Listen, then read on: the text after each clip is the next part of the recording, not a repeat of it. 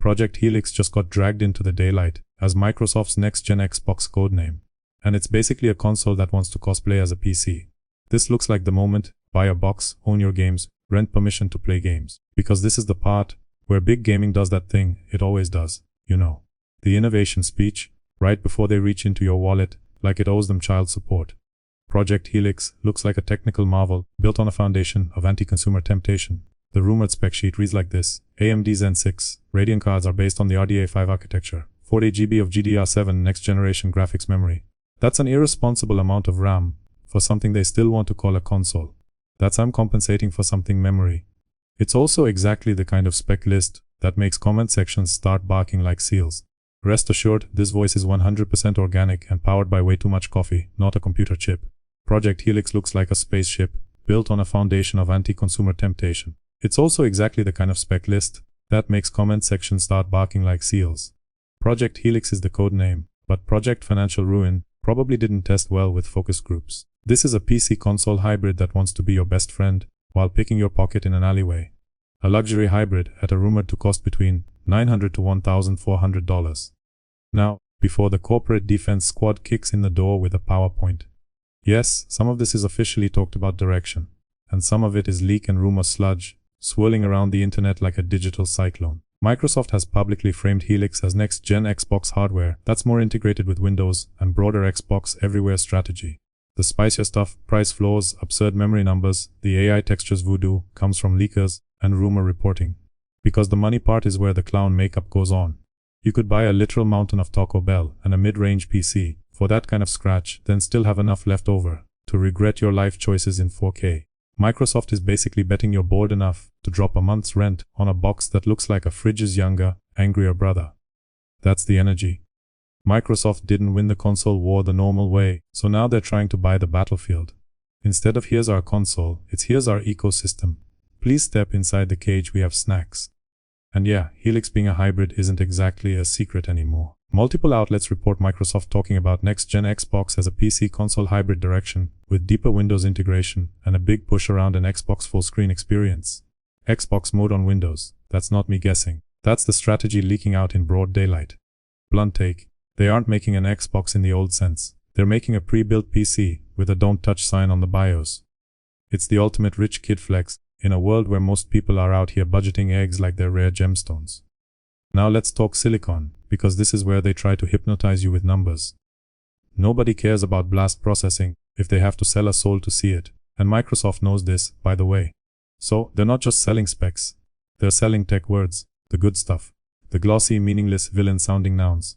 Deep texture compression, also floating around as neural materials. Because if you put neural in front of something, investors start clapping like trained dolphins. Use a neural processing unit, rated around 110 tera operations per second, to decode textures on the fly. Supposedly it saves up to 80% of SD space. Because the textures aren't fully stored, the AI reconstructs them when needed. That's basically ChatGPT for bricks and moss. A hallucination engine for wall grime. Sounds cool, right? What happens when the hallucination needs permission? The part that has people reaching for torches is the rumor of a mandatory online requirement tied to this AI decoding pipeline. The idea, according to leaker chatter, is that the neural materials decoding might require some kind of server handshake. So, imagine buying a game, installing it, and then realizing you can't look at a wall because your Wi-Fi hiccuped for 2 seconds. You turn a corner, your connection drops, and suddenly the flow goes missing because your neural license didn't renew. That's not next gen. That's a hostage situation with RGB lighting. And if that gives you 2013 flashbacks, congratulations, your brain still works. This is the same anti-consumer impulse as the old always online console dreams, just wearing an AI innovation trench coat. Don Matrick would be proud.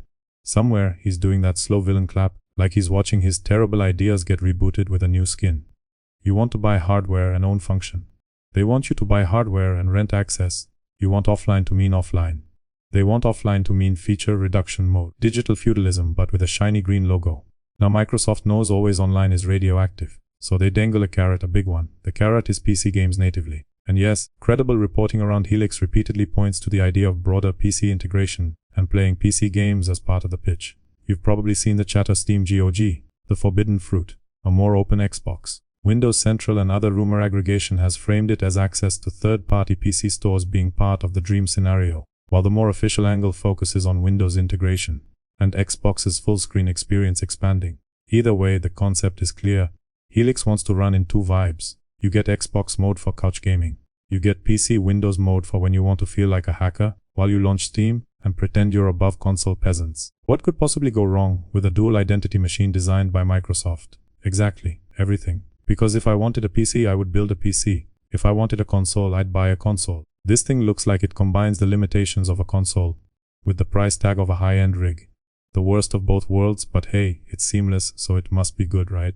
And let's be honest, Xbox mode on Windows already tells you the direction.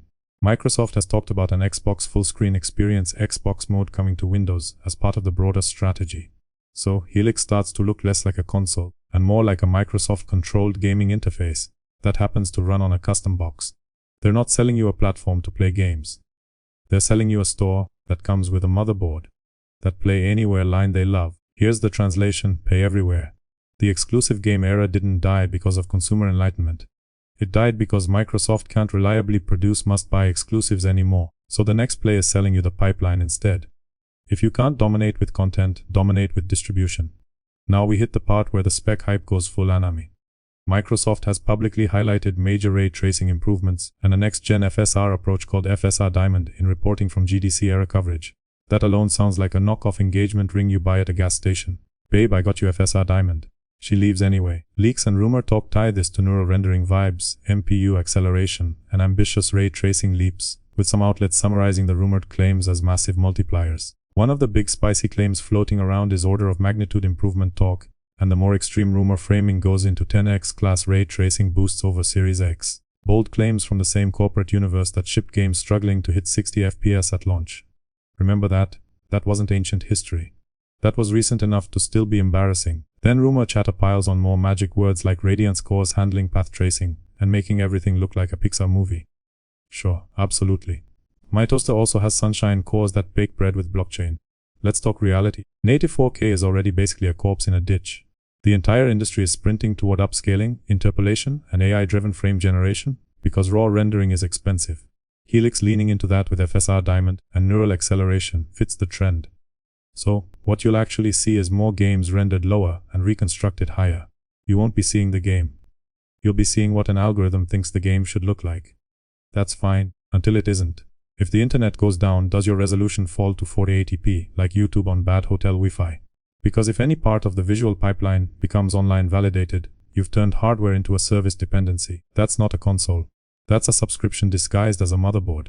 And no, I'm not being dramatic. The whole handshake rumor exists because modern tech companies love tying features to accounts, servers, and integrity checks. You already know how this goes. You've lived it. Everyone has. Now let's land the timeline because the calendar alone should make you laugh. Reporting out of GDC coverage says alpha dev kits are expected around 2027, meaning this isn't landing in your living room tomorrow. Some coverage frames 2027 as when developers get hands-on, implying a later consumer launch. The rumor chatter often pushes public launch likely 2028. So, we're staring at a long runway. By the time this thing launches, the PC world will be on some RTX 60 series insanity, and Helix will be competing with GPUs that make today's next gen look like a museum piece. Microsoft is trying to skate to where the puck is going, but they're doing it in flip-flops. Meanwhile, who gets abandoned? The budget gamer. The Series S crowd bought in because it was cheap and good enough. That audience is the lifeblood of consoles. The normal person who just wants to play a game after work. So, what's the message? Thanks for funding the ecosystem. Now please upgrade to the expensive tier. That's the Apple of gaming move. Sleek, premium, locked down. Everything gated behind a digital wall. Microsoft's broader Xbox direction increasingly screams service platform, and Helix looks like the hardware embodiment of that idea. Microsoft is tired of losing the hardware war to Sony, so they're trying to change the rules. They don't want to beat Sony at console. They want to beat everyone at storefront plus subscription plus cloud plus account gravity. Because that's what ecosystem really means. It's not a benefit. It's a trap with good UI. Because that's what ecosystem really means. It's not a benefit.